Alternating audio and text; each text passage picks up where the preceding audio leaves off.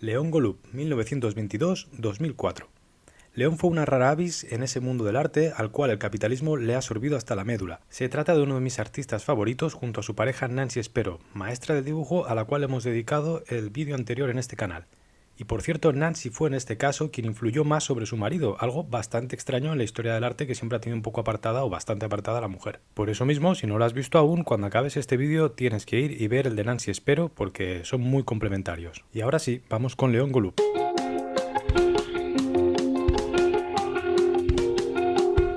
Hoy empezaré destripando sus cuadros directamente y la biografía la intercalaré un poco a medida que hablamos de sus temáticas y todo. Lo veo más apropiado para este artista. Por cierto, cada vez que digo Golub pienso en Gollum, no sé por qué. Gollum. León estaba convencido de que el arte debía tener un compromiso con su época y su contexto, que su esencia no debía desprenderse nunca de las experiencias colectivas que todos los seres humanos viven y sobre todo sufren. Y por eso me gusta tanto, porque sus cuadros guardan dos capas. Una pictórica que es excelente y que además supone una auténtica bofetada en la cara y con la mano abierta a todos esos movimientos mainstream de su tiempo, de su época, que eran básicamente el pop art y el arte abstracto, o el expresionismo abstracto. Y al mismo tiempo que de alguna manera estaba siendo revolucionario en lo formal, en el aspecto meramente estético, también lo era en el contenido, ya que el contenido era la segunda capa, la subyacente, que se oponía a cualquier desigualdad y abuso de poder, y estas dos capas, la simbólica y la estética, no se pueden separar en su obra, de hecho se potencian. Es maravilloso esto porque es difícil de controlar esto y que tenga tanta coherencia. Algunos podréis pensar que la denuncia social mediante el arte no ha tenido mucho efecto finalmente. Esto, claro, después de ver la cantidad de movimientos que a través del arte desde las vanguardias ha intentado interferir socialmente y se ha acabado como fracasando una vez detrás de otra, y vemos que el mundo al final es una parodia casi de todos aquellos males que hemos atisbado en el pasado, pues bueno, entonces hace pensar que no tiene cierta utilidad o que han fracasado, y esto se ha estudiado y se ha debatido bastante en la filosofía del arte. Bueno, en ocasiones también este tipo de arte a veces parece que tenga una especie de paternalismo un poco desfasado y a veces un tanto pretencioso. Sin embargo, Golub fue de los que mejor supieron manejarse en ese pantanoso terreno, porque es que es lo que tiene. Y como siempre, también debemos tener en cuenta que la época en la que se desarrolla principalmente su arte, que no es la misma que la nuestra, porque ten en cuenta que el mundo cambia y ha cambiado muy rápido. León Golub muere hace casi 20 años, y cuando muere ya era muy mayor. Su época no es la nuestra, y ni la de nuestros padres, como quien dice, es una época muy anterior, de hecho. Y por eso es necesario valorarlo más en un contexto y una época y desde un lugar donde esta crítica aún tiene más mérito, quizás. También hay que tener en cuenta que en tiempos nuestros, herederos de la posmodernidad más clara, que también tiene mucho auge en Estados Unidos, pues acabamos teniendo unos tiempos de pura distopía posmoderna, donde el nihilismo comodón y el catastrofismo lo inundan todo, bajo una sensación artística y cultural del todo vale, porque nada puede ser sólido, o tiempos un poco de el arte por el arte. Entonces, que en ese contexto aparezca un pintor totalmente opuesto a esa corriente que parece que se lo está llevando todo en el mundo del arte y en los ambientes culturales, pues tiene muchísimo mérito desde mi punto de vista. Además, visto en perspectiva, ya desde la actualidad, luego esto lo comentaré más al final, en cierto modo es muy transgresor desde una perspectiva también contemporánea, porque mi intuición, esto ya es un comentario personal, me hace pensar que en breves vamos a ver un regreso a un carácter más utópico, más propio de la modernidad, porque tras haber levantado tantos muros llenos de una inamovible distopía, casi todas las películas que se hacen, casi todos los relatos tienen un aire distópico, ¿no? Incluso el tema del ecologismo está teñido de ese carácter distópico en el cual es como ya está aquí todo lo malo y nada se puede hacer.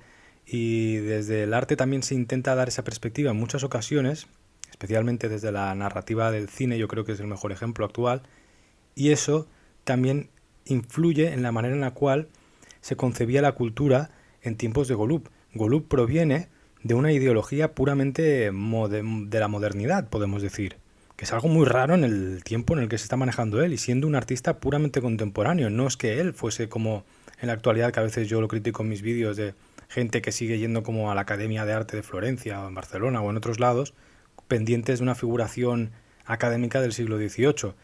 En este caso, Golub no. O sea, Golub no está en esa línea. Este es un pintor puramente moderno y contemporáneo a la vez. Entonces, esto es muy curioso, la verdad, en su figura y es de lo más destacable realmente. Pero bueno, volvemos al tema que nos ocupa y antes que todo insisto en recordar que los vídeos que estoy subiendo actualmente en estas últimas semanas se conectan todos, tienen un sentido, es como una novela con varios capítulos así que se conectan, ¿no? Entonces el de Rothko, el de la CIA, el de Nancy Spero, el de Milton Avery, Sally Mitchell, todos son un diferente prisma de un mismo caleidoscopio, ¿vale? Entonces, cuando Golub emerge como un artista, el expresionismo abstracto es el género dominante de su país, de los Estados Unidos. Y como explicamos en el vídeo de la CIA, por eso digo que tienes que verlos después si no los has visto, gracias a la manita secreta del Estado, se lo acaba comiendo todo. O sea, el expresionismo abstracto coge una fuerza bastante dopada con esteroides, porque en otras etapas han habido varios movimientos artísticos que han hecho una pugna y aquí pues tiene una clarísima ventaja, sin que eso tenga nada que ver con los artistas, ya lo expliqué. Al final esto es una movida más política. Golub responde a esta época, a esas influencias tan potentes, pintando figuración pura y dura, en estado crudo, muy crudo. De hecho, crudeza es sinónimo de la pintura de Golub. Y además es una pintura que no tiene nada que ver con el expresionismo alemán previo, que es quizá lo que se podría llegar a asociar un poquito, pero ese expresionismo alemán conserva todavía un carácter como preciosista o armónico, que es heredero del posimpresionismo. Incluso en las pinturas ya un poco más evolucionadas de este movimiento alemán, en las pinturas más grotescas de, por ejemplo, Todix, acabamos encontrando una estética un poco ilusoria, bailarina, de aires un poco naif, por decir alguna palabra que se pueda entender mejor, y que en Golub no vamos a ver. Golub no tiene ese aire infantil que a veces desprenden aquellas pinturas, y no entendamos infantil como algo malo, ¿vale? Sino simplemente es muy realista en el fondo Golub, siendo un pintor puramente expresionista. Entonces Golub abre una brecha temporal, sus cuerpos son anatómicamente perfectos, incluso en los retorcidos escorzos que pinta, o en los espacios difuminados del lienzo que conforman los escenarios o el fondo a veces, es muy realista, o sea, es muy correcto, muy perfeccionista, a la vez que expresivo. Existe una finura en el dibujo subyacente que lo aleja del grueso pincel alemán. Pongo esta comparación con el expresionismo alemán porque son dos formas que son muy parecidas de retorcer figuras, de querer evocar mediante el color y de querer llamar mucho la atención, pero que no tienen nada que ver al final. Entonces esto también le da una singularidad a Golub que lo hace especial. También ha pasado más tiempo, pero bueno, es para entendernos. La fuerza de sus cuadros llega mediante los motivos y en la tortura a la que somete al lienzo, con cortas pinceladas frotadas de manera compulsiva sobre superficies en ocasiones muy crudas. De nuevo la crudeza, tanto en su manera de pintar, tanto en su forma de expresar, como en los materiales que elige. Esto es muy importante. En muchas ocasiones coge telas sin tratar, que constantemente rechazan el medio, porque este tipo de telas, tú cuando compras un lienzo, ya sea de algodón fino, de poliéster o de lo que sea, siempre, tradicionalmente, se ha tratado para que la pintura pues coja bien, se pueda deslizar, se conserve mucho mejor, los colores resalten más. En general existe un submundo de técnicas en este apartado que el artista siempre ha tenido que dominar. En una época en la cual la experimentación ya es una norma, ya venimos también de un cubismo que ha probado con el collage, con mil cosas. En el caso de Golub, su experimentación reside en la elección de las telas, que es algo que tampoco era muy común. Lo veremos en Bacon como una seña de identidad, pero a Golub no se le menciona tanto esto y sin embargo es crucial para su estilo. Tiene que hacer un recorrido muy corto que constantemente absorbe y acaba generando una especie de textura, como si fuese una especie de aura de aire del desierto cálido que está ahí y que le da una identidad muy propia.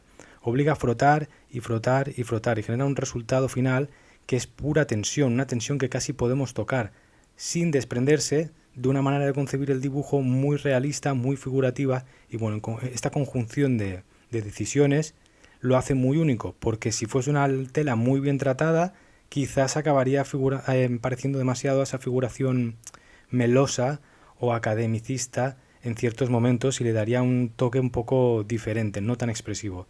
De modo que cuando vemos un cuadro de Golub inmediatamente apreciamos la complejidad técnica que hay detrás y el conocimiento del dibujo y de la anatomía, de la composición, es muy complejo. Las composiciones están muy buscadas y bueno, en general creo que no hace falta comentarlo, se ve a primera vista, es un artista que también por eso gusta a mucho público y Porque hay veces que, claro, pues hay gente, lo comenta en muchos vídeos, pues, que piensa que el buen arte es aquel que responda a una técnica clásica, heredera de la concepción de la figura a través de las ópticas y todo este rollo que ya he dicho 1000 veces.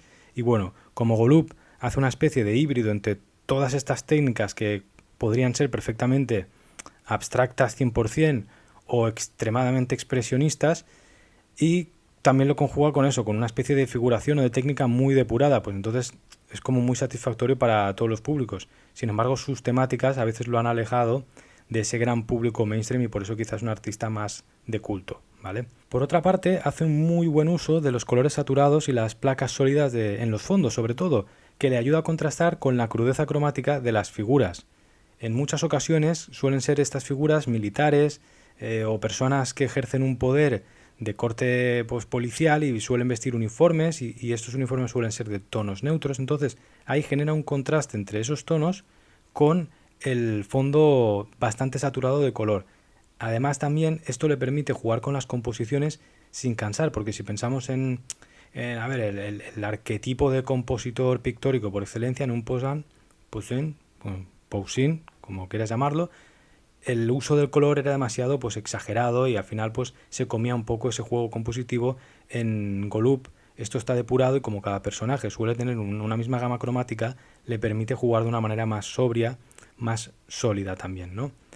Y cuando ve que esto no funciona del todo, porque a lo mejor el uniforme, como es el cuadro de los policías, es muy chillón, ese azul eléctrico, el azul cielo muy saturado, pues lo hace al revés.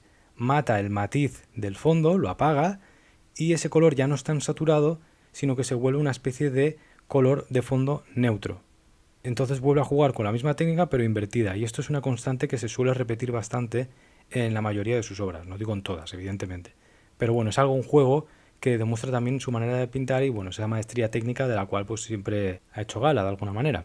Y bueno, por poner así una comparación más actual, porque quizás pues, no es la mejor comparación, pues sería el pintor austriaco Egon Schiele, que pues, fue un pintor muy apreciado por los dibujantes, ya haremos un vídeo, no te preocupes, y bueno, era apreciado por retorcer la expresión física del cuerpo sin perder la brújula interna de la anatomía humana, ¿no? Que esto también de nuevo lo acerca mucho a esa concepción del dibujo académico, pero muy libre, muy expresiva, porque también a veces pues la expresividad demasiado libre pues genera tensiones demasiado fuertes, demasiado saturadas, que pueden ser muy violentas, y en este caso pues se logra hacer una especie de expresión mediante la técnica, muy controlado, muy fino, y bueno, pues también tiene mucha más elegancia. No es que una cosa sea mejor que la otra, simplemente son dos formas de expresar sin limitar la figura a un estatismo, a un hieratismo muy tradicional, ¿no? Digamos. Pero bueno, esto también en el uso de las carnaciones, de esos frotamientos, ese uso de colores muy semitransparentes o transparentes, como puede ser la mezcla de prusias con tierras tostadas. Bueno, todo este juego también se parece bastante, ¿no? En Schiele y en Golub, y ahí bueno, es una buena referencia para compararlos. Luego vamos al formato, que es muy importante en León Golub. Claro, es también una decisión formal que es crucial. O sea, para Golub el formato es igual de importante que la elección de las telas, como hemos comentado, o del color. El uso de grandes lienzos, muy grandes. No es que esto sea un cuadro de 2 metros para tu salón, sino que realmente muchos de sus cuadros están pensados para ser expuestos en grandes museos o grandes lugares donde puedan impactar porque tienen una intención comunicativa o de lenguaje o de expresión mayor que el hecho de colgártelo simplemente en tu casa, ¿no? Porque como hemos dicho, pues no queda claro, Golub está un poco en contra del arte como un mercadeo, ¿no? Sí que le da una idea muy política. Muchos de sus lienzos de gran formato carecen de marco, de bastidor, y en muchas ocasiones, por no decir la mayoría, van directamente clavados a la pared. Y esto refuerza esa violencia y esa crudeza, porque tú cuando clavas una tela que encima no está tratada y por lo tanto no suele ser recta, sino que empieza a coger como curvaturas o tensiones donde se clava, pues refuerza esa crudeza que él siempre constantemente busca. Además, ese gran formato te obliga a detenerte y a confrontar la escena, sí o sí. Es que si vas al museo, yo qué sé, en el mismo Reina Sofía, creo que si todavía está, pues es que te tienes que parar. Ves el cuadro de Golub de 5 o 6 metros y tienes que parar. Y a veces también estas composiciones nos recuerdan un poco a frescos, a bajorrelieves romanos, y un poco de este estilo. Es algo lógico teniendo en cuenta su estancia en la península itálica. Esto lo comentamos en el vídeo de Nancy Spero. Y ten en cuenta que en esa época, que esto también es importante destacar, los grandes lienzos, el gran formato, que empieza a tener también mucho auge, era el cortijo privado de los pintores abstractos. Bien, o sea, se ha pintado gran formato siempre y ya lo puedes ver en cualquier museo que pues incluso la pintura histórica a veces exige grandes dimensiones para representar aquello, para los grandes palacios, pero en el momento de Golub ese gran formato está muy orientado o muy dominado por ese expresionismo abstracto en auge. Ante la falta de discurso del expresionismo abstracto, que esto también lo explico en el vídeo de la CIA, y también, bueno, estoy haciendo muchos paréntesis, pero es importante. Esto recuerda que es algo deliberado, que nace como una respuesta a movimientos pictóricos anteriores y que luego fue aprovechado por la CIA para insuflarle ahí su ideología liberal. No fue cosa de una trama entre la CIA y los pintores, pero por si acaso no vas a ver el otro vídeo, lo dejo claro. Luego, estos grandes lienzos de arte abstracto acaban decorando grandes oficinas, casoplones de las élites de las ciudades como Nueva York y hoteles de renombre que se empezaban a construir y, bueno, en general, un poco esto que formaba parte del entramado con la CIA y que hacía que dominase mucho el gran formato. Entonces, que Golub lo coja en ese momento y lo utilice para otra cosa totalmente distinta, que es precisamente para lo contrario, para que no te lo pongas en tu oficina, sino que para que impresione, pero lo pueda ver la gente, pues también es una decisión que tiene un sentido, una lógica y una coherencia. Y de hecho, respecto a lo de la CIA, Golub tiene piezas denunciando abusos urbanos de la CIA en plena Guerra Fría, porque aquí a veces hablamos de CIA, espías, tal, y vemos como películas, pero es que en aquel momento es que está presente en todas partes. En la época en Estados Unidos, durante la Guerra Fría, la CIA es como si fuese casi la Guardia Urbana de Barcelona. Y ahora, pues no sé por qué me viene a la cabeza pues el ejemplo del escritor Philip K. Dick, que es uno de mis escritores favoritos, Forever and Ever, que creo que además es el que más influencia tiene en la literatura actual de forma silenciosa, en grandes autores que hemos acabado haciendo canónicos y que, claro, nadie lo decía porque en aquel momento la ciencia ficción era un poco serie B, no estaba tan bien vista como ahora. Y bueno, total, que Philip K. Dick, aparte de todas las pastillitas que se comía, vivía paranoiado y parte de su literatura gira alrededor de la paranoia, de la persecución, porque es que la CIA realmente metía mucha mano y perseguía a muchísima gente y le había llegado a interrogar, ¿no?, de una forma rutinaria, y él se había montado películas ya con sus problemas mentales, pero era algo que había llegado a suceder. Y bueno, un poco como ejemplo de algo que estaba muy presente. Total. En ese clima llega León Golub con sus torturas violentas, sus retratos antibelicistas, de clave figurativa, con un mensaje que no se le escapa ni al tonto de la clase. O sea, es que es muy evidente todo lo que dice y lo está diciendo desde el lugar que crea todos esos conflictos en aquel momento. Entonces, de nuevo, remarcar que esto tiene mucho mérito siendo artista, porque es difícil lograr esa posición. Y es que, a ver, qué ricachón capitalista de aquel momento querría colgarse en su salón un cuadro lleno de tipos con metralletas, atando con cuerdas a un prisionero desnudo, encapuchado, mientras está mofando de él, con títulos como, por ejemplo, Mercenario, Prisionero, Napalm, Interrogatorio. Es que parece aquello el tracklist de una banda de grindcore, ¿sabes? Entonces, esta es un poco la intención que había detrás de su producción y sus investigaciones artísticas, y todo, absolutamente todo, como vemos, va al mismo lugar. Entonces es un artista muy coherente. Esto es algo muy, muy chungo de conseguir. Otro recurso interesante de León es que para muchos lienzos obliga a sus personajes a mirarnos a la cara. En sus lienzos, no en todos, ¿vale? Pero hay varios que se nota mucho que esa mirada que se dirige hacia el espectador con el gran formato es intencionado. De repente nos está interpelando el personaje del lienzo y como te detengas a mirarle a los ojos, te está convirtiendo en cómplice. Esto es un recurso narrativo psicológico que es maravilloso y que estoy seguro que León utilizaba a propósito. De esta forma nos va a recordar que todas esas denuncias visuales que él quiere hablar, que todas esas torturas que ejercen militares, policías o agentes de poder, suceden bajo tu permiso, bajo nuestro permiso. Puede que no las realicemos nosotros, que no sea culpa nuestra directamente, que no seamos nosotros el militar que está allí.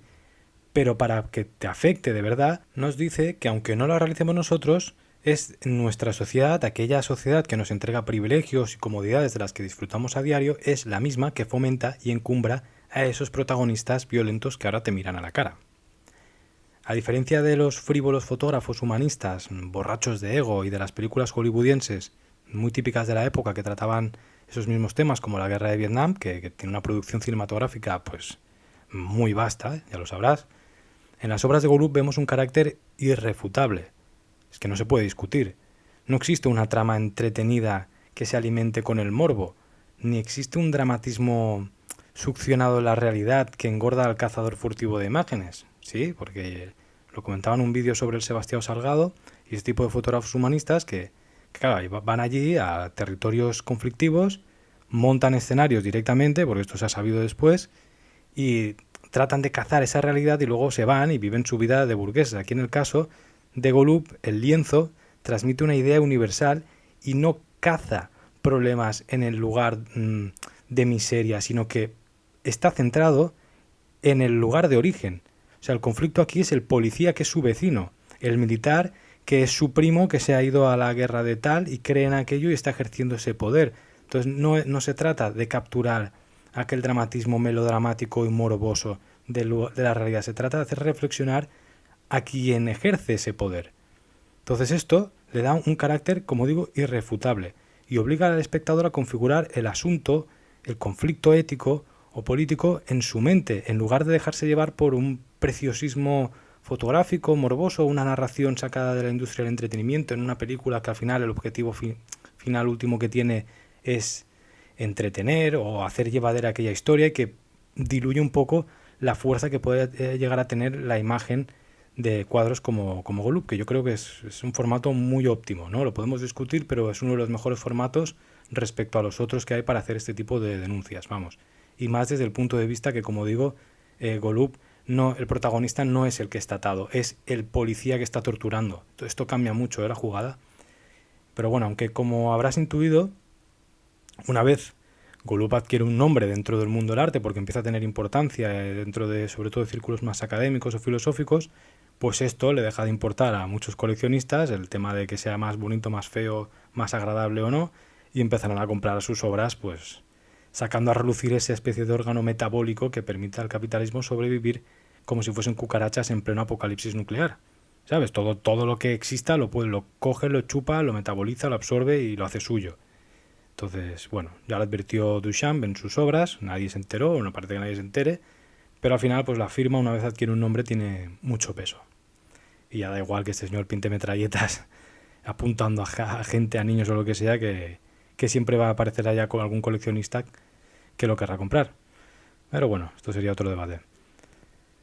Golub parece ir siempre a la contra y recupera géneros muertos como el historicismo, que lo mezcla con un poco de realismo, muy personalizado, como hemos explicado al principio, o directamente se lleva a su terreno el informalismo pictórico de Dubuffet, de Jean Dubuffet, y bueno, los círculos de Dubuffet, que yo creo que asimiló durante el periodo formativo que tuvo Golub en Francia junto a su pareja Nancy Spero. Recuérdalo, si no lo has visto aún el vídeo de Nancy Spero, ves y míralo después porque la obra de estos dos, de esta pareja de artistas, es única, cómo se complementan a nivel político, a nivel social, a nivel ideológico, a nivel pictórico, son maravillosos ver los dos juntos, pero claro, también eran tan diferentes al mismo tiempo, que esto es lo más maravilloso también de este asunto, que he tenido que hacer dos vídeos separados. Uno de los temas fetiches durante su auge pictórico, durante su prime, es la denuncia de los poderosos y los gobiernos que se resisten a soltar la manivela que mueven, al poder, vamos, y que están dispuestos a llegar hasta los límites de la crueldad, de la violencia y de la hipocresía humana con tal de agarrar ese báculo de poder hasta la muerte. Ese es un poco el motivo o el dardo hacia quien apuntan sus cuadros, ¿no? Y bueno, claramente es el epicentro de esas élites, el imperio que estaba formando su propia patria, Estados Unidos. Que esto también lo hemos criticado bastante en este canal y bueno, pues aquí estamos muy de acuerdo con Golub. Insiste mucho en que su arte sea socialmente relevante, que tenga una utilidad más allá del carácter decorativo o espiritual y busca conjugar la profundidad psicológica con el poder político que esconde el arte. Lo considera una herramienta además de algo estético. Y esto lo comparte, pues como he dicho, con Nancy y bueno, es que de verdad me parecen un puzzle perfecto. por eso creo que a veces, como he dicho al principio, ¿no? Este tipo de arte puede llegar a tener mucha crítica, es normal, pero bueno, si se fracasa en el intento de llevar ese arte a callejones sin salida en ocasiones o a puntos pretenciosos que no logran un resultado que se quiere al principio, vale la pena, porque es que al final sigues obteniendo un resultado mejor que el de un pintor o una pintora que simplemente han sucumbido al sistema productivo de mercancías coleccionables, de cartas Pokémon casi, que se acaba siendo el arte en muchos ámbitos actuales, que al final pues si conviertes el arte en una simple herramienta con la cual se puede especular y hacer la colada dineril, ¿vale? O sea, dígase lavar dinero y otros chanchullos económicos o simplemente pues lo que he dicho, convertirlo en una especie de producto de moda al servicio de la publicidad y un poco lo que ha acabado sucediendo, que es que esto es lo que podemos ver a nivel general, esa clara victoria del pop art en frente a estos otros artistas como Golub, pues bueno, pues es una lástima. Siempre será mejor el intento de este tipo de arte o la conjugación de todo, pero con un fin que sea un poco más social también. Desde mi punto de vista es algo muy interesante y que, bueno, reivindicar o mediante vídeos como este que hago, me parece que si hay alguien que le recuerda esto, que le inspira a crear desde una perspectiva diferente, pues me doy por más que satisfecho, vamos, o sea, sin que esto implique que el pop art tenga cosas buenas y todo esto, ¿eh? No hagamos lo de siempre de como dice una cosa, entonces lo otro no, ¿sabes? Que esto también lo he visto en muchos comentarios, me da muchas rabias, como que yo critique algo no implica directamente que anule otras cosas, porque esto es cazurrismo puro y duro. Vale, seguimos con Golub. En el Prime de Golub, digo el Prime porque al final este señor ha vivido mucho y para hablar un poco de su obra en general en un vídeo necesito coger su punto fuerte, ¿vale? Alrededor de los años 60, 70, por aquí, ¿vale? Entonces eso, Golub desarrolla su Prime en un periodo muy convulso. Iba a decir convulsivo, ¿eh? Con la Guerra Fría de fondo, la Guerra de Vietnam, con todas las consecuencias culturales y sociales de esta guerra en su país, que, insisto, en el cine nos lo ha dejado muy claro. Al final nosotros consumimos el cine patriótico americano, que somos una colonia de Norteamérica. Si me estás escuchando es que seguro que estás en alguna colonia norteamericana y, pues bueno, hemos consumido su cultura al final. Y una guerra que a nosotros no nos afectaba directamente la conocemos casi más que la propia historia de nuestros lugares. Entonces, esto también es para destacar un poco el imperialismo cultural por encima incluso del económico o todo que ha tenido Norteamérica sobre otros países y que es muy marcado. Bueno, y que tiene que ver con la obra de Golub. Entonces, el apartheid también en Sudáfrica tiene mucha importancia, pone en jaque muchas realidades norteamericanas, un pueblo extremadamente racista, con una población negra muy grande, entonces de forma indirecta esto también pesa mucho. Y luego pues eso también, pues lo que comentaba, saca la patita a Estados Unidos como una potencia imperial sin ningún tipo de remilgos. Y pues bueno, si tienes dudas aún o quieres criticar esto, pues recuerda la historia política de Sudamérica en esas mismas décadas y creo que sobran las palabras. Tampoco olvidaremos que durante los años 60, 70 el mundo está trufadito de dictaduras y el ejemplo pues aquí en España pues Franco pues, y de hecho nuestro colega León le dedicó un retrato en su serie de dictadores, Franco. Y si a esto también le sumamos que el Golub participa o presta servicio durante la Segunda Guerra Mundial, pues acabamos de comprender un poco pues esas obsesiones, esas motivaciones y bueno, de hecho como curiosidad, gracias a una beca que le daban a los veteranos de la Segunda Guerra Mundial, Golub puede acceder a estudiar al Art Institute de Chicago, que es donde conoce a Nancy Spero y es uno de los centros de arte de enseñanza artística más importantes de Estados Unidos. Luego, aunque el contexto lo he trabajado bastante en otros vídeos, pues por si acaso dejar claro que en el ambiente cultural de la época de Golub, de su prime, hay un marcado carácter revolucionario en las artes que se refleja muy bien en filósofos como Herbert Marcuse, que era muy influyente en esos ambientes culturales estadounidenses en aquella época, o en movimientos europeos que acaban desembocando en el famoso Mayo del 68. De modo que ese espíritu de época hace un poco más llevadera la intención artística de Golub, o la hace más comprensible, ya que tener un propósito generacional o compartido con un espíritu de época, psicológicamente, para un artista, es un gran cimiento y es una gran base desde la cual partir y no sentirte perdido, que es algo que si nos remitimos a nuestra época es más complejo y cuesta comprender o cuesta llevar. Sí, este es un tema que aquí ya me estoy yendo un poco de León, pero a la vez ayuda a comprender el punto desde el cual él podía activar esa palanca política en el arte y cómo hoy en día esa palanca queda un poco trabada, ¿no? Desde el sistema actual que tenemos, ¿no? Saturado de información, de estímulos. En muchas ocasiones se niega al compromiso con ninguna idea por la propia idiosincrasia de nuestro tiempo y de la herencia posmoderna, que marca mucho nuestra época, aunque para mí está agotado el posmodernismo. Sin querer es lo que marca o condiciona un poco el tiempo que vivimos también. La velocidad a la que mueren y nacen los movimientos pictóricos actuales es increíble, es que es pasmosa. Es que ni los 4 críticos de arte que quedan, porque yo si quedan alguno, quedan 4 contados, que están ahí agonizando, es que ni se enteran de cuándo ha nacido o ha muerto un movimiento pictórico dentro de este contexto de redes sociales. Y pasa, te aseguro que pasa. El mercado del arte además está dopado con esteroides, es que le meten ahí creatina, proteínas y de todo. Y se lo acaba al final comiendo todo, aunque no sea el único lugar desde el cual sucede el arte. Pero tiene tanta fuerza que es que se lo come todo. Entonces, junto a ese casamiento del mercado con las redes sociales, que lo que ha hecho es potenciarlo, se lo ha comido pues, prácticamente todo, sinceramente, ¿no? Insisto, esto no significa que no exista otro tipo de artes, otros lugares desde donde hacer arte, pero es que realmente tiene más fuerza que nunca. Le sumamos que las instituciones públicas o los coleccionistas de corazón humanista, que es algo muy alemán, ¿no? Esta idea de que por mucho dinero que tenga, pues si patrocino algo que creo que moralmente es bueno, pues estoy haciendo el bien con mi fortuna, pues este tipo de mecenas o de instituciones públicas que daban dinero para que los artistas no tuviesen que depender de un mercado, pues tiene toda la pinta que es que, no sé, si no han desaparecido ya, están en vías de extinción, pues bueno, creo que aquí también sobran las palabras. Los movimientos políticos contemporáneos también hay que tener en cuenta que no tienen la seriedad que en un momento dado tuvieron, ¿no? En época de Golub, la política, a pesar de ser evidentemente una especie de teatro o de patraña superficial, no tiene la misma implicación cultural que tiene actualmente, que es como una especie de mezcla de película cómica con distopía y con agencia de publicidad barata que hace anuncios.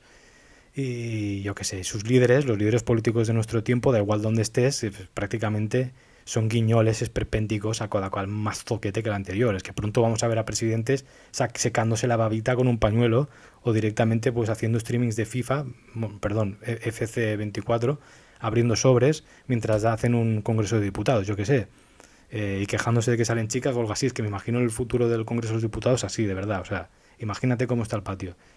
Y bueno, no sé, creo que esta serie de circunstancias que comento, muy superficiales, evidentemente, dificultan muchísimo la posibilidad de ese tipo de arte político, sobre todo a nivel mental, ¿eh? No digo que no se pueda hacer. Yo ahora puedo coger mañana y el sistema actual o la sociedad actual me permite hacer lo que me dé la gana, ¿no? O sea, yo puedo coger ahora y abrirme una cuenta en Instagram, decir que soy artista y hacer arte político y con chufla, pues que alguien coja, me haga una expo y yo qué sé, y ahí, pero no da ni para vivir de ello, ni hay un circuito que lo valore, sino que simplemente se deja hacer, pero no se le da importancia. No se oficializa, como sí que sucedió quizá en la época de Golub o de Nancy Spero, que aquello tenía un sentido de ser, ¿no? Esa lucha feminista de Spero o esa lucha antibelicista de Golub tiene la sensación de que va a llevarles a algún lugar y que además tienen un soporte social o un soporte generacional de gente que piensa como ellos y que también tienen influencias a nivel literario. En general va todo como una especie de circuito a una también, van en contra de un pop art, es como muy claro contra lo que quieres ir en contra. Todas estas cosas hoy en día, que todo, literalmente, hay de todo y todo, ¿vale? Pues psicológicamente dificultan mucho la posición del artista con carácter político. Creo que es una reflexión que merecía la pena darle aquí una vuelta. Pero bueno, también recordar que cuando hablamos de este tipo de cosas, siempre insisto en cada vídeo, hablamos de arte oficializado, ¿no? De un tipo de arte que acaba teniendo una permanencia y una relación con instituciones, porque como digo siempre, voy a hacer un cliché, el ejemplo de la tía Paquita. Esa tía pintora, que es la mejor pintora viva del planeta, que nadie conoce, que dibuja mejor que nadie, que pinta mejor que nadie, que lleva años pintando una serie revolucionaria sobre cómo el mundo se va al garete y tiene preparada otra donde aporta una solución a todos los males del mundo, pues esa tía Paquita nadie le hace caso, ¿no? Pero ella sabe dibujar y pintar mejor que toda esta gente que estudiamos, que son unos mentirosos y unos engañabobos, ¿no? Pues bueno, igualmente esa persona ya sabes que puede seguir existiendo, La tía Paquita existe, pero cuando hablamos de arte o hablamos de estos temas, hablamos de esa relación con instituciones y con núcleos de poder que luego se convierten en historia, ¿no? Sé que si has visto todos los vídeos ahora te vas a cansar de oír este ejemplo, pero hay veces que aparece gente nueva y necesito recalcarlo. Sería como cuando hablamos de historia. ¿Tú crees que a mí me gusta leer sobre Fernando VII? No. Claro, me gustaría más leer sobre una matriarca en una tribu de África que tenía un gobierno perfecto donde todo el mundo era feliz. Pero es que no hay historia de aquello. Entonces, pues un poco para entendernos. Y por cierto, no. Si en algún momento del vídeo se te ha llegado a pasar por la cabeza que Banksy, el grafitero más famoso del mundo, es una versión contemporánea de lo que hacía Golub, no. ¿Vale? Por si acaso. Y bueno, para cerrar un poco este especie de agujero negro que he abierto más a título actual, contemporáneo, personal, porque es que si no también para qué hablamos de estos artistas, para hacerles obituarios y lamidas de culo, pues tampoco, ¿no? A mí me gusta mucho, pero que sirva también para poner esto en nuestro contexto, que es el que además mucha gente que seguís este canal, yo creo que también os dedicáis al arte, o sea que os interesa. Pues bueno, a mí personalmente me pasa continuamente porque yo que sé, pues tengo obras que tienen un componente pues más discursivo, no solo decorativo, aunque tenga de todo, porque yo trabajo a través de esa idea del caos contemporáneo organizado, pues me pasa continuamente con todas las galerías que trabajo, con los marchantes, en general con coleccionistas, ¿no? Hay un sistema artístico muy relacionado con el mercado y el sistema capitalista que trata de dominar al artista, ¿no? Porque quien compra, ¿no? Que paga mana, que se dice en catalán. Entonces, quien compra el producto desea hacer con él lo que le salga del potorro.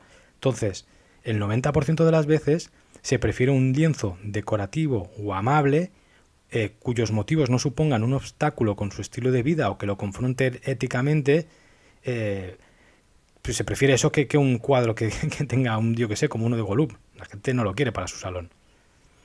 Es que incluso cuando la pintura tiene un componente estético agresivo o es muy expresivo, muy fuerte, se requiere una compensación temática que no contenga denuncias, que no contenga temas políticos, que puedan un poco pues enfrentar o confrontar al marchante que va a vender ese cuadro o al coleccionista, y esto se trata de apartar.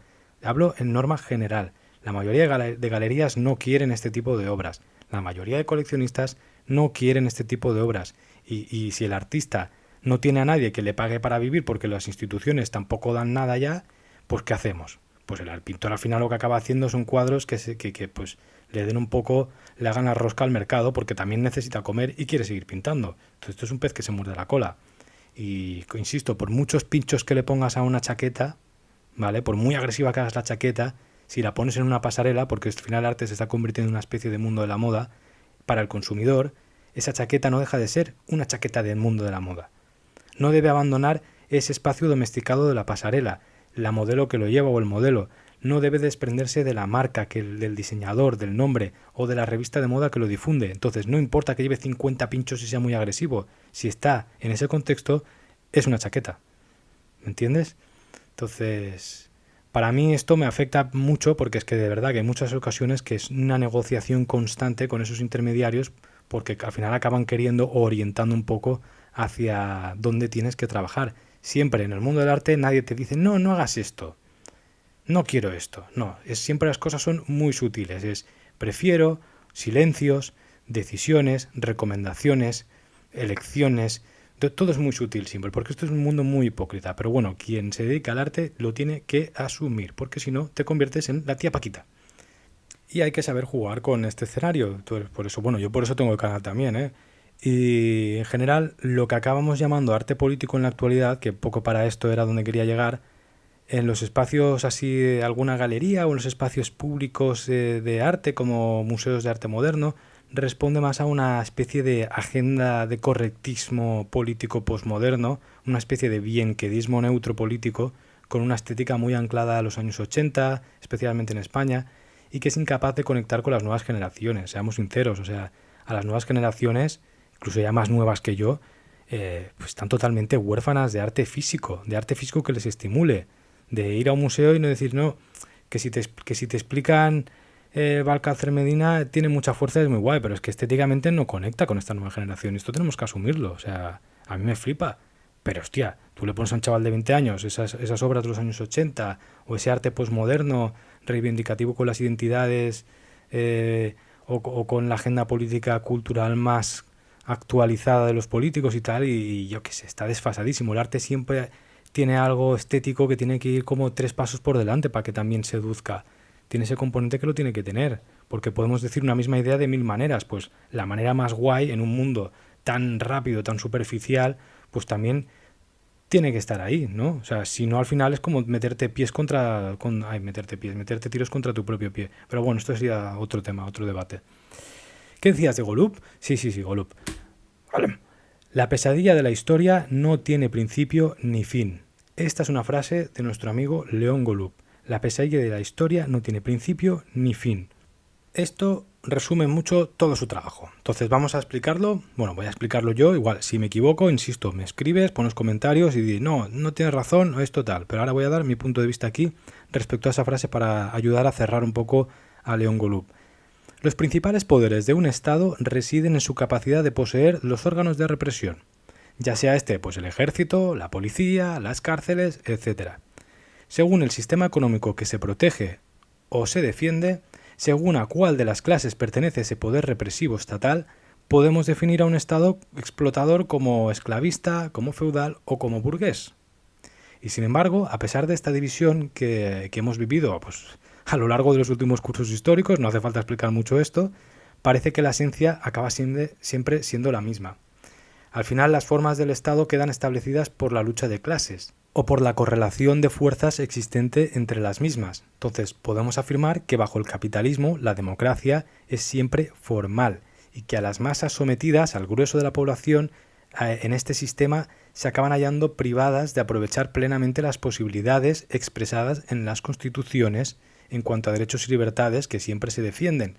Es como si todo fuese una especie de skin de pago de un videojuego cuyo resultado al final es el mismo. O sea, el resultado de facto da igual que tu metralleta sea de color lila que sea la negra de base. Acaba matando igual, como que dice. Es un poco como vivimos lo mismo que en la esclavitud, pero con una estética mejorada, más confortable o más actualizada, porque al final pues no vamos a vivir igual que allí, pero en cuanto a derechos a nivel teórico, ¿vale? De derechos, libertades y todo, pues acaba siendo un poco muy parecido, es como una especie de, incluso de forma mejorada. Y no hablo, ¿vale? Porque aquí, claro, nosotros cuando estamos escuchando con nuestro super PC, yo grabando con un micro aquí y todo esto, pues la mayoría de veces nos ubicamos como todo el mundo, pero el grueso de la población no somos nosotros, la verdad. Mucha gente que está en una situación que no queremos ni ver. Entonces, bueno, es un poco para que no pienses que si como tú vives mejor, pues todo el mundo vive mejor. Bajo este marco filosófico, que es un poco un refrito que he sacado de Hegel con guarnición de Marx, trabaja León Golub, ¿vale? ¿Que no estás de acuerdo? Lo comentas en la cajita de comentarios, porque siempre en estos puntos me aparece alguien, pero por favor ten en cuenta que este es el momento filosófico en el que trabaja Golub. Es un poco su idea con la que tiene en la cabeza y va forjando sus obras, y al final el protagonista del vídeo es Golub, no eres tú, ni tu época, ¿vale? El documental se llama León Golub, no se llama La tía Paquita el documental, ¿sí? Vale. Bueno, y para cerrar, así como conclusión, pues para mí Golub es de lo mejor del siglo XX, no lo voy a discutir, lo es. Y la evolución pictórica que tuvo, porque claro, hemos hablado mucho de su prime, como he dicho, porque su carrera es bastante larga, pues me he centrado un poco en el grueso de su obra más reivindicativo, más revolucionario. Pero tenemos en cuenta que a partir de los años 90 hace un viraje hacia una pintura más suelta, menos asentada en escenarios organizados, incluso podríamos decir más abstracta, en lo formal al menos, y también mucho más moderna respecto a lo que se está haciendo en su época.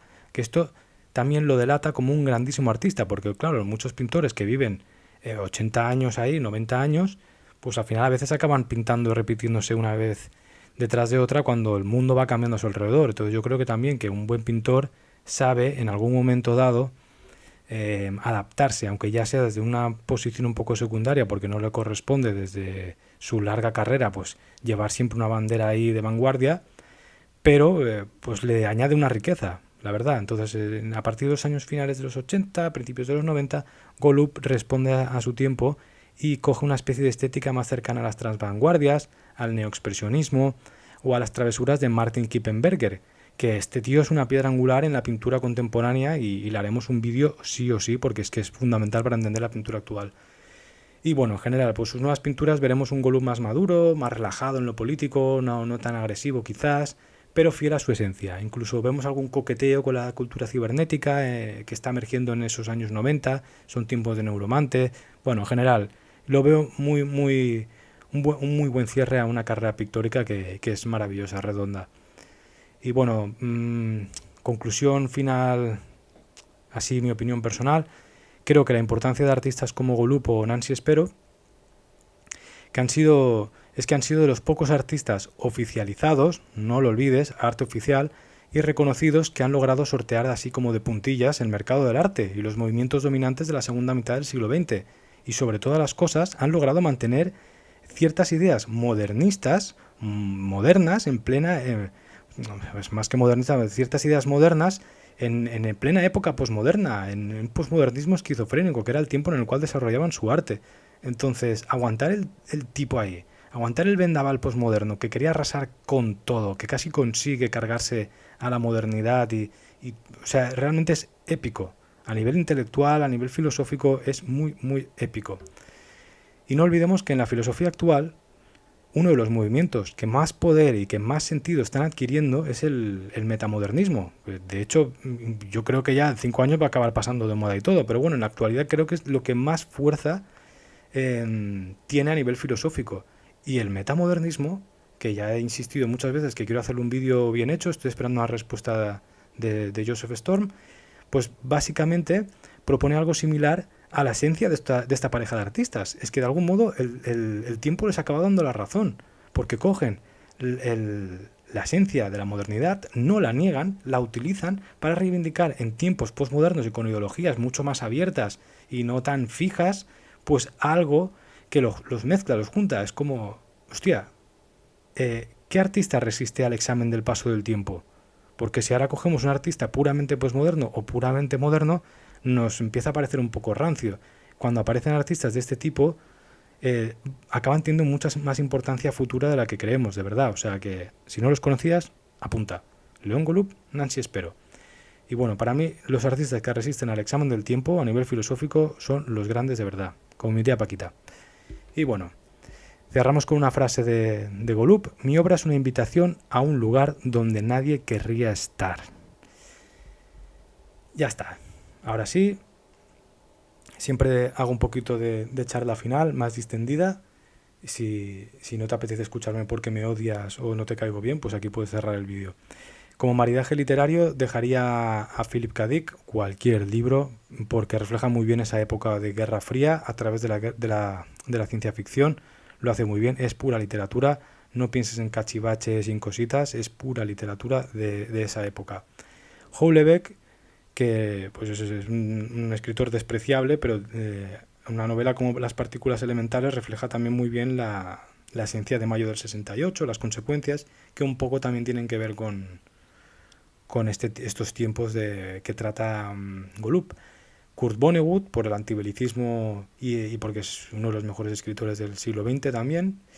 Y de ensayo, pues bueno, lo típico, Guy Debord, Sociedad del Espectáculo, Walter Benjamin, ya lo hemos hablado por aquí, Theodor Adorno, Horkheimer, Herbert Marcuse, Baudrillard, Foucault, la relación con el poder, bueno, no sé.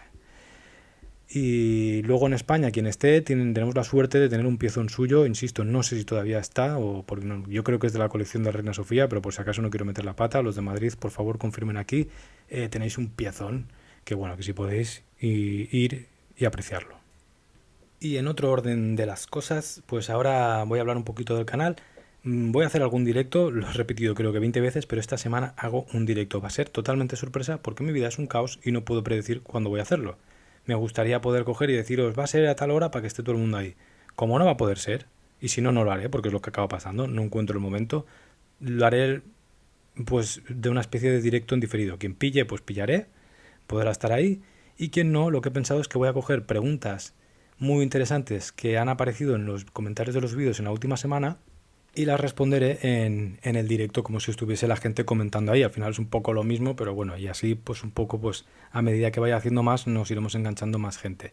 De modo que si tienes alguna pregunta que te apetezca hacer o que te apetezca tratar, No en plan, yo soy un experto en arte y te voy a dar la solución a tu vida, sino más bien en un formato de debate o de comentarios un poco más distendido. Esta sería un poco la idea, ¿vale? Pues la puedes poner en este mismo vídeo o en otro y yo pues las apuntaré. Evidentemente no voy a poder con todas, ha habido mucha gente comentando, pero más o menos pillaré lo que vea por ahí. Luego también había pensado, mucha gente me ha dicho que le han flipado los vídeos más largos, que es curioso porque al principio yo pensaba que es los que nadie quería ver. Pues parece que ahora a la gente le mola mucho el vídeo más largo. Pero claro, a mí montarlos pues se me hace a veces un poco pesado, pierdo demasiado tiempo y yo no me dedico a esto ni tengo ninguna intención. Entonces, no sé qué os parecería si algún vídeo más largo que haga, si os molestaría o no que el ritmo de imágenes sea más corto, porque a veces pongo imágenes cada 10 segundos, que es mucha imagen, ¿no? Pues lo hago más largo, cada minuto voy cambiando de imagen, me cuesta menos montar, se exporta más rápido, pues no sé, si te molaría igual o no, ¿qué piensas? Y también tengo pensado hacer un vídeo, esto lo debería comentar en el directo, pero bueno, ya que estoy aquí en Chichao, tengo pensado hacer un vídeo muy friki sobre cerámica valenciana del siglo XVIII, porque tuve la suerte ayer pero un acontecimiento de estos que pasan de chiripa. Iba a jugar a baloncesto yo en mi pueblo, que había venido aquí a ver a mi madre, y no sé cómo acabo en una casa que está cerrada al público desde hace 1000 años, que es la casa del marqués de Benicarló, de mi pueblo. Y es una de las representaciones, contiene una cocina que tiene la representación de cerámica valenciana más importante, y de hecho creo que es el único palacio rococó que queda en pie. Y bueno, que tengo muchísima información y podría hacer un vídeo, es una fricada muy gorda, pero bueno, que lo acabaré haciendo igual, ¿eh? Pero si te interesa o no, pues también lo puedes comentar. Y por último, quería dejar un saludo a todos esos haters que han aparecido con los vídeos de Botero y bueno, con más vídeos, con el de Nancy espero también. Me encanta el debate, me encanta el picante, es que me apasiona el picante en este tema. Y bueno, que pues podéis poner lo que queráis, porque al final una de las cosas que tienen los algoritmos es que no le importa lo que quién seas ni qué contenga tu mensaje. Mientras escribas, pues favorece a que se siga moviendo aquello, entonces mira, ¿no? Ahí me voy a beneficiar de ese algoritmo que siempre critico. Pero sí que me gustaría que si hay alguien que no esté de acuerdo conmigo y quiere aportar algo al debate, hostia, escribid información, poned argumentos o añadid datos, porque es que a veces, yo qué sé, la peña se le va a la olla, ¿no? Que ya sé cómo va Internet, pero es como, joder, pues ya que te molestes en escribir, si pones algo así un poco más coherente, pues tiene más gracia y a lo mejor quien lo mira a los comentarios le aporta algo también. También recomiendo revisar siempre la caja de, bueno, la descripción, porque a veces ahí pongo correcciones de vídeos que me haya podido equivocar en algún dato o algo, ahí ya aparece. Y bueno, por otra parte también soy plenamente consciente de que no estoy haciendo reportajes de la 2 ni vomito el copia y pega de los libros de historia, que también meto mucha opinión y que bueno, esto es carne de polémica, que también es lo que me gusta a mí, generar una especie de debate y bueno, entonces eso que no me importa. También es que hay peña que ha puesto cosas muy raras, en plan como una especie de poesías de poetas anónimos extraños, más de una persona, y no entiendo. Bueno, he descubierto un submundo aquí en YouTube.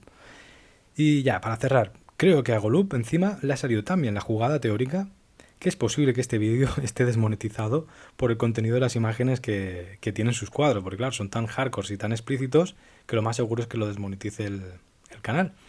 Y bueno, pues esto es un buen cierre porque es como incluso más allá de la muerte, más allá del mundo digital y de los algoritmos, tu discurso sigue estando presente ahí, Golub. Muchas gracias que has llegado hasta aquí. Y eso, te invito a comentar. Si no quieres comentar, pero has llegado hasta aquí, dale al like. No, que me olvidaba de una cosa.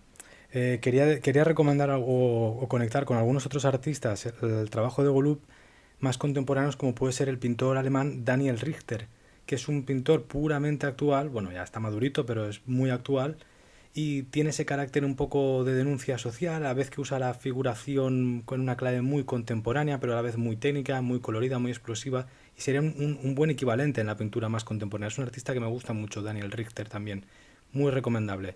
También en un aspecto ya menos social, menos político, pero sí más estético-pictórico, podríamos trazar una línea con Peter Doig o su discípulo Florian Kreuer, que es de mi generación.